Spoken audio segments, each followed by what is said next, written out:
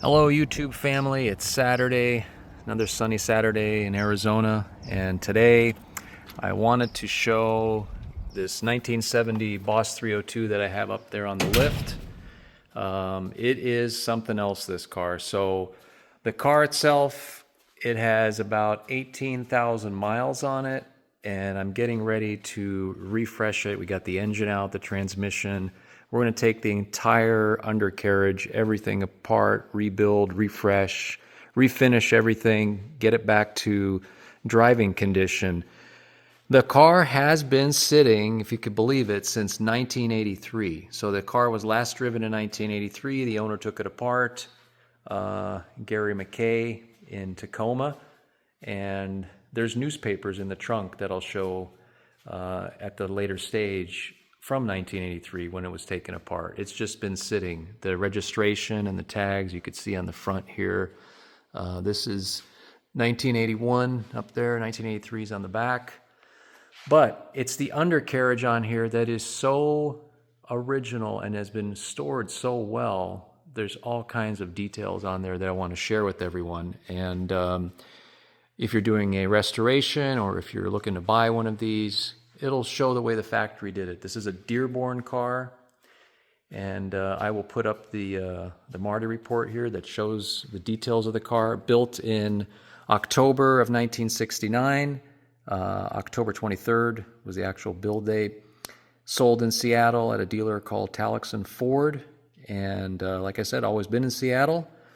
And then Calypso Coral on the outside, and the super unique vermilion blazer interior, so that I'll show photos of that as well. It is 1970 when you see that interior, no question, no doubt. But it really, it's such a vintage, interesting look on the car.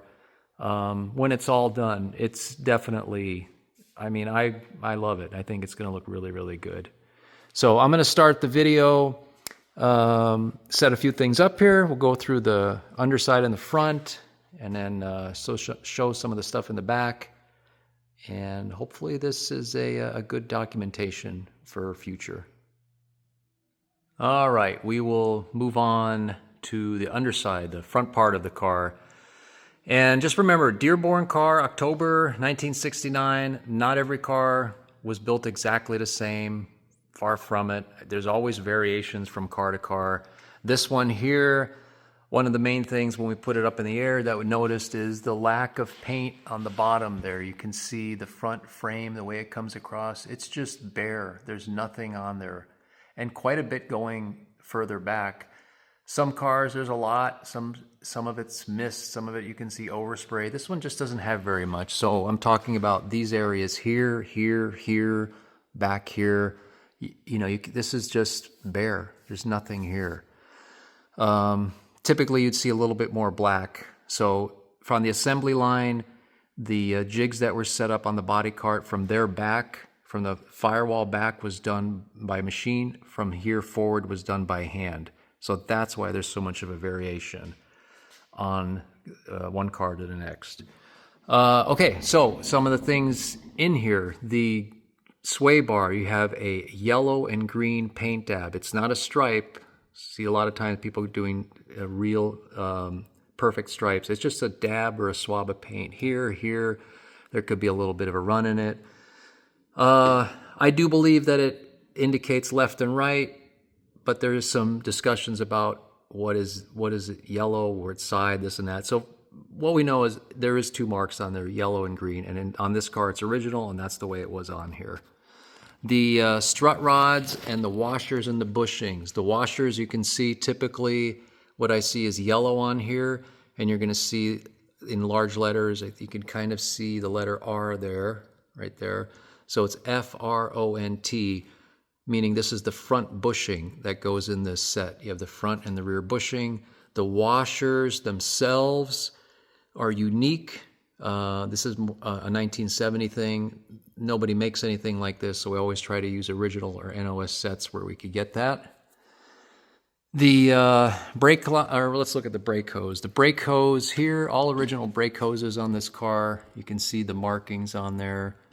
And let's get that. You can see that like that.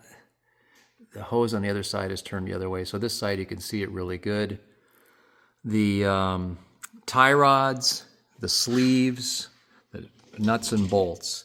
So you see the bolts for the adjusting sleeves are turned this way and this way. And the reason is you want to keep this away from the control valve on this side, and this side particular. If these are turned the other way, you're going to have an interference problem, and it's going to hit that control valve right there. So you want to keep that away. The sleeves themselves, they are typically turned back and not facing forward. So the opening in the sleeve right there would be turned back. The boots themselves on the tie rods do not have metal rings on them. In the previous years, 65 to 69, you'd have metal. On this one here, see, it's just no exposed metal. So it just looks like a rubber boot. See the back of that one there.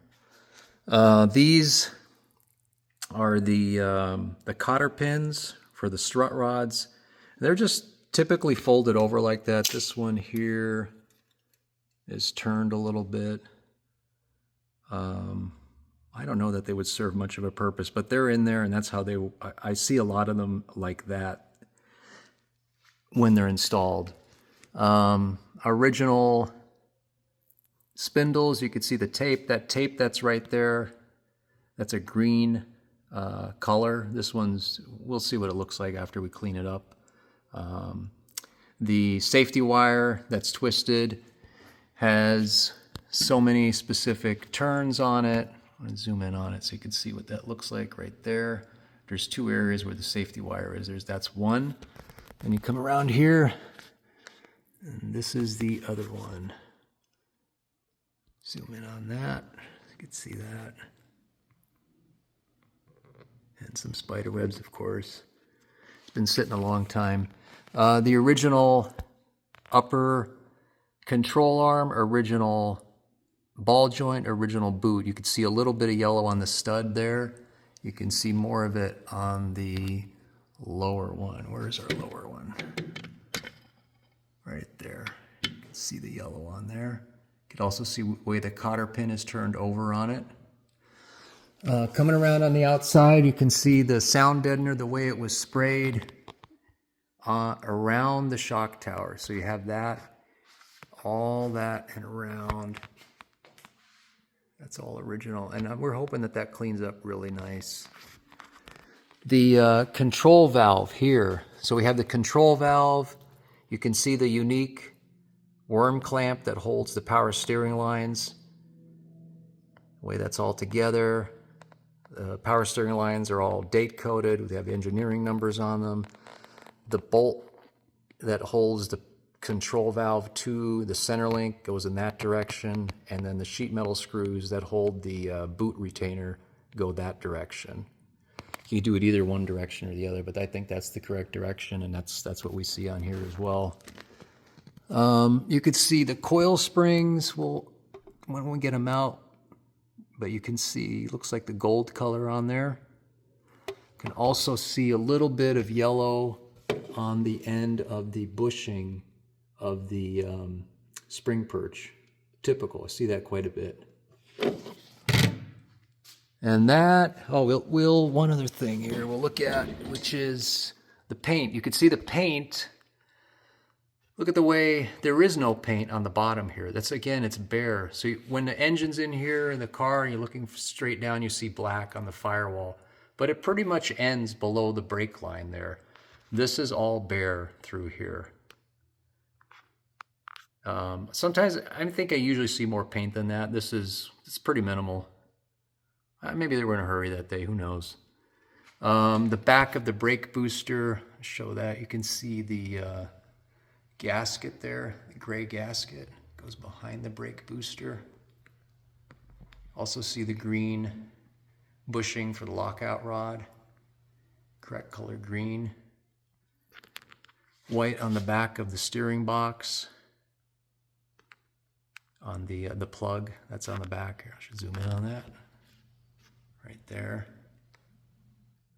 The engine brackets, you can see the way the bolts go from the front to the back. with the nuts then being on the back side here. Let's see that. The unique, for the lower control arms, you can see the bolt with the, it has this hole in here. That's unique to the assembly line ones. The reproductions don't have that. So, quick overview, that's the front. We will move on to the middle and the back. All right, moving on to the back section of the car.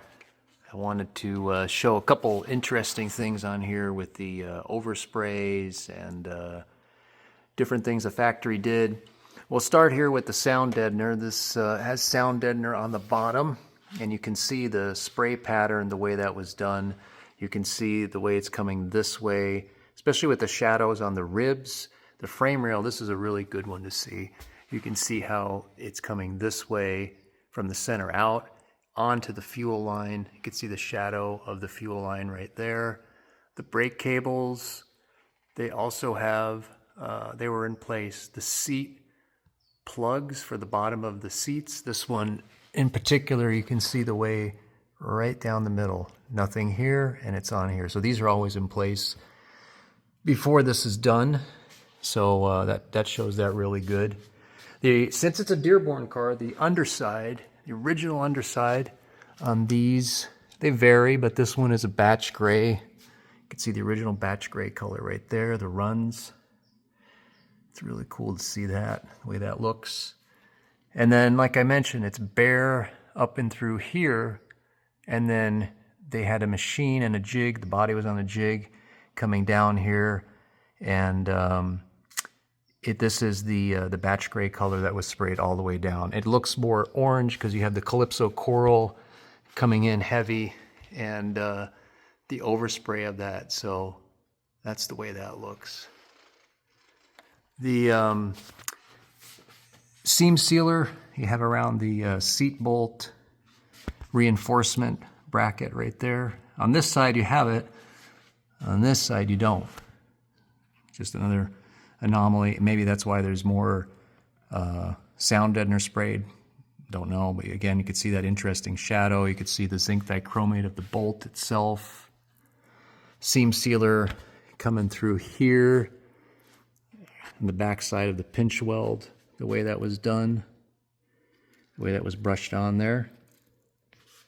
You could also see real quick here the fade of the pinch weld blackout itself. You never have a line, a sharp line, but it's just kind of faded out like that. Moving back here, I show the brake line, the way the brake line and the way it was mounted in here with the hardware up and over like that. Original shifter boot, DOZB. The lower shifter boot is gone, but we'll put another one in there. Coming back to the rear end housing. So the rear end housing, you can see a little bit of blue on here and a little bit of yellow if we turn that. You can see that right there.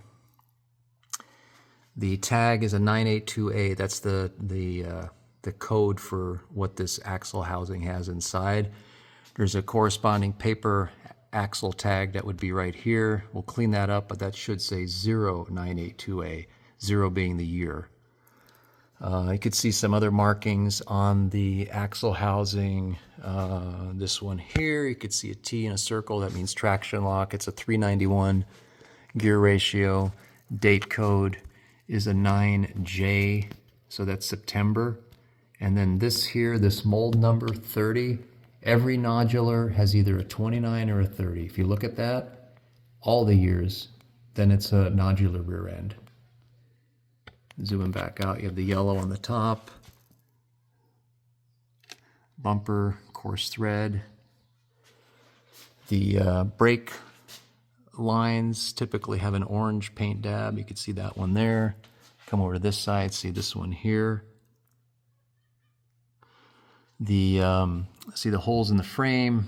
I just realized that, just learned that these are actually on all the 70s, not just the California Mission. So California Missions has a valve that goes right there, and then that hole and this hole for the brake line. So they just put them in all the Mustangs of that year. Here's some markings on the back of the axle housing.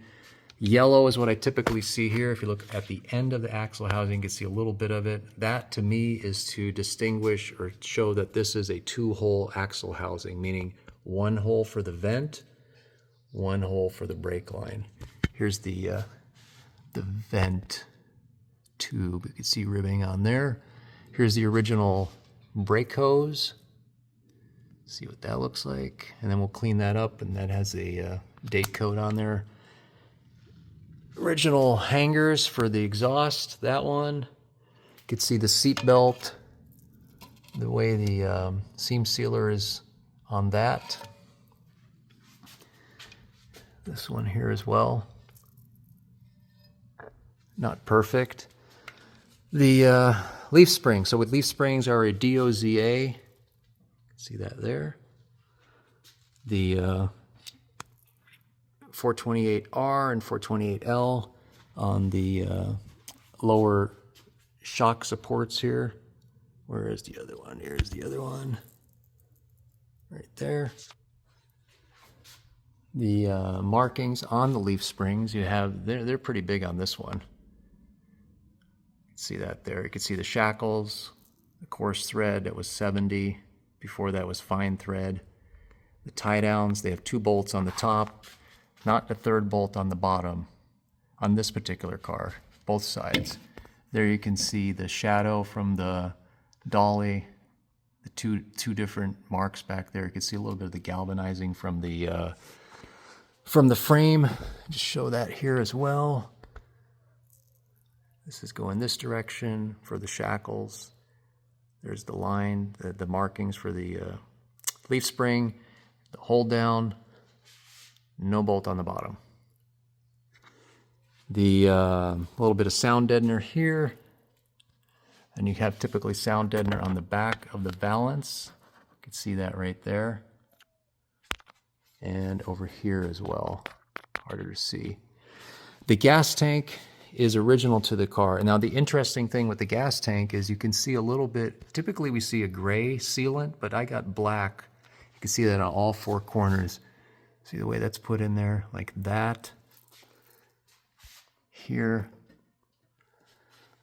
And then here again.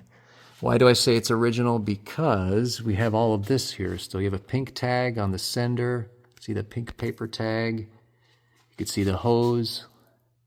Original hose, what that looks like, the clamps with the square edges, and then a DOZA fuel sender, which I'll put a picture in there because that's a little bit hard to see. The marking on the back of the 9-inch housing. And then I'll show, I'll put a picture in here showing what the original, we even have the original date-coded exhaust with the car that was saved. So, I mean, this was really well maintained, the car. We're going to dry ice the bottom, and it's going to look amazing. We'll paint and restore all of these. So we'll show in the next video what the dry ice, what the difference is, and then what everything looks like when it's finished and back to driving it. So thanks for watching, appreciate it, and look forward to the next video.